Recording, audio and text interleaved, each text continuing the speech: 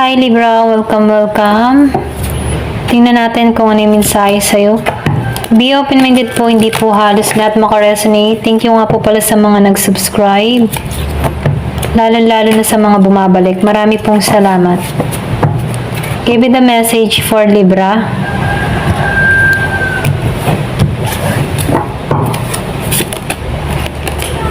Meron ka ditong 35-35.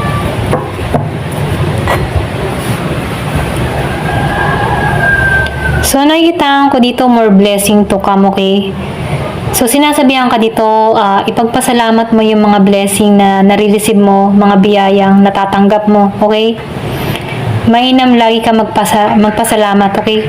Sinasabihan ka dito, araw-araw ka magpasalamat sa mga nangyayari sa buhay mo. Kasi nakikitaan ko dito, mapufulfilled ka sa future or mapufulfilled lahat ng mga hinihiling mo sa hinaharap, okay?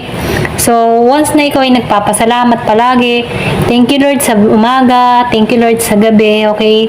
Thank you Lord sa maghapon, mga ganyan ano. So, kapag ikaw ay lagi nagpapasalamat at bukas sa puso mo, no, bukal sa puso mo, matutuwa si God sa'yo, okay? Kasi kahit sa mga simpleng nangyayari sa buhay mo, mapaliit o mapalaki, ipinagpapasalamat mo. So, nakikitaan ko dito, the more na i-bless ka niya, okay? So, may naman no, kahit hindi maganda yung nangyayari, or pwede rin sabihin na kahit merong mga problema dumarating, ipagpasalamat mo to kasi na nakakaraos ka sa mga problemang ito, okay? So, ito lang yung mensahe, no? Give me the message for Libra.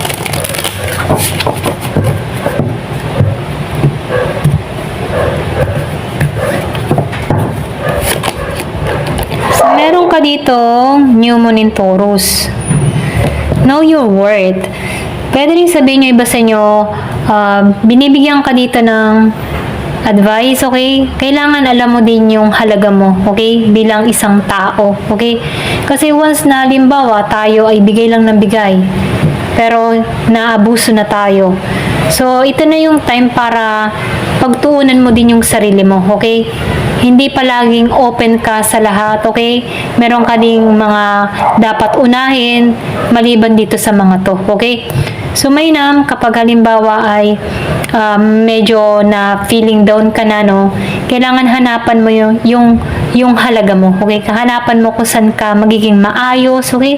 So, ikaw na yung tutulong sa sitwasyon mo dito, okay? Kung ikaw man ay nakaramdam ng agrabyado or pwede rin sabihin nasaktan ka, kailangan mong matutunan na ibangon mong muli yung sarili mo kasi mahalaga ka, okay? Kailangan mo lang matutunan or ma-appreciate na yung sarili mo importante din, okay? So, meron ditong last quarter moon in Cancer, okay? Take breather. Kumbaga sa take breather, no, minsan magpahinga ka din, okay? Hindi kailangan palagi na sabihin natin magtrabaho or wala ka ng oras magpahinga, okay? Or pwede rin sabihin paspasan ka, nagmamadali ka, meron kang hinahabol na oras, mga ganun, no? So, sinasabihan ka dito, huwag ka masyadong magmadali, ano? Darating at darating din yung time mo, okay? Pwede nyo iba sa inyo, meron kang gusto mangyari or meron kang pinag-iipunan. So, sinasabihan ka dito, huwag mong i-pressure yung sarili mo. Makakamit mo yan, okay? Kung talagang para sa'yo yung mga kahilingan mo, makakamit mo yan, marireceive mo yan, okay? Huwag mong masyadong i-pressure yung sarili mo. So, meron ka ditong New Moon in Cancer. Relax lang, okay? So, relax, ano, kung ano yung meron ka ngayon, be contento, okay? So, sinasabihan ka dito na huwag kang magmadali, huwag mong i-pressure yung sarili mo, i-enjoy mo yung moment na meron ka sa present na to, okay? Kasi minsan, kapag halimbawa tayo nape-pressure, gusto na natin magtagumpay agad, gusto na natin makuha itong mga gusto nating mga kamit, parang tayo ay minamadali na natin yung sarili natin para ma-receive to okay? So, sinasabihan ka dito, huwag kang magmadali, darating yan, okay? Hayaan mo yung process, okay? Bagamat, kailangan din ng pagkilos, pero ganun pa man, kailangan din na tingnan mo din yung kapakanan mo, okay? Kalusugan mo, ganyan.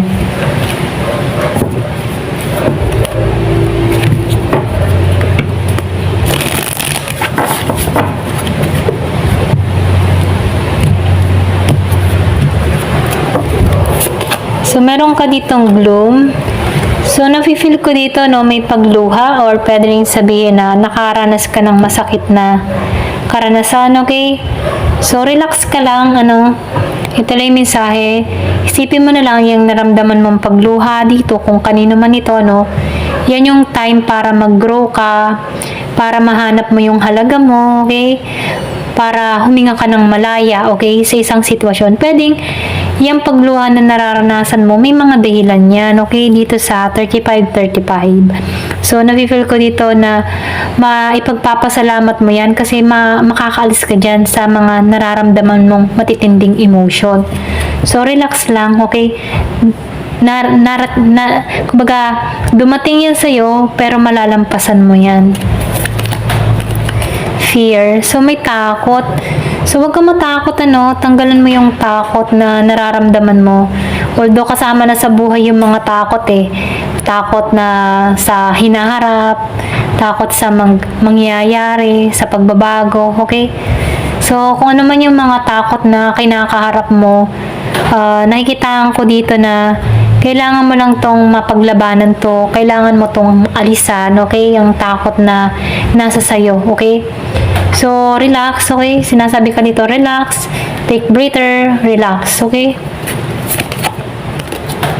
Nurture. So, ito na yung time para alagaan mo naman yung sarili mo, okay?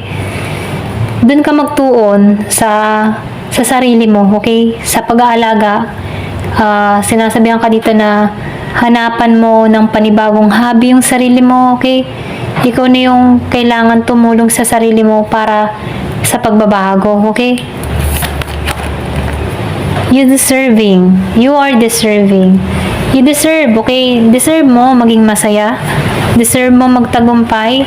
Deserve mong makamit yung mga bagay na gusto mo, okay? At ipagkakalob to, maniwala ka lang, okay? At syempre, sa tulong ng Poong May Kapal, magdadasal ka syempre para makuha mo itong mga bagay na to dahil siya nagbibigay ng mga biyaya, okay? Trust kay God, trust sa universe, trust kay Jesus, okay? Ito lang yung mensahe, Kasi once na ikaw ay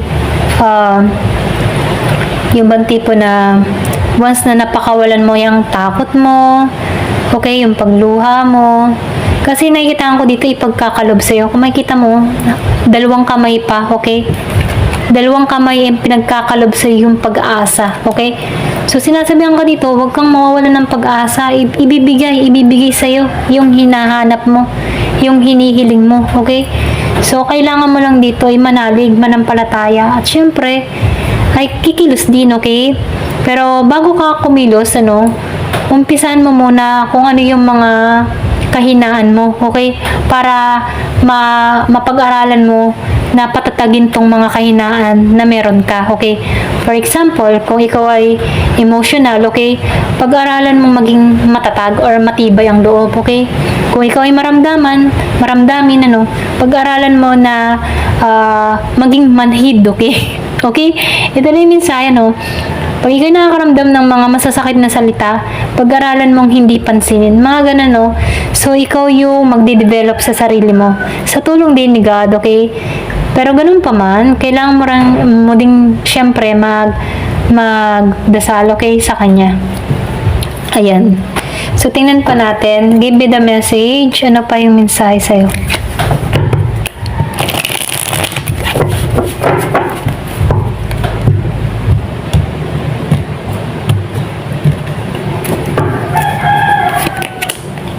Trap. So, yung iba sa inyo, trap ka okay? Pwedeng trap ka sa mga emotion, trap ka sa mga yung bang tipo na feeling mo, stuck ka, ganyan, So, meron tricks dito, okay? So, kailangan mo tong malampasan, kailangan mo tong tanggalan, okay? Or pwede rin itong mga takot na nararamdaman mo, ito yung nagpapatrap sa'yo, okay? Kung bakit hindi ka nagiging malaya sa sitwasyon. So, ikaw yung tutulong sa sarili mo dito. Adventure. Yung iba sa inyo nakikitaan ko, travel, okay? May travel na mangyayari. Kung nahiling ka dito, mag-travel sa ibang bansa or mag-explore, kung andun yung passion mo, gusto mo makapunta sa kung saan-saan, gusto mo magliwaliw, gusto mo maging masaya, okay? So, patungo to sa'yo. Ayan. So, yung iba sa inyo, disturbance. Kaya ka natatakot, meron kang nakikita or merong mga gumugulo sa isipan mo. Or pwede rin sabihin, meron dito supernatural, yung tipo na bukas ang third eye or something na malakas ang pakaramdam mo may gumagawa sa'yo or something na gano'n, no? Pwedeng merong gano'n, okay? Lumabas kasi ito eh.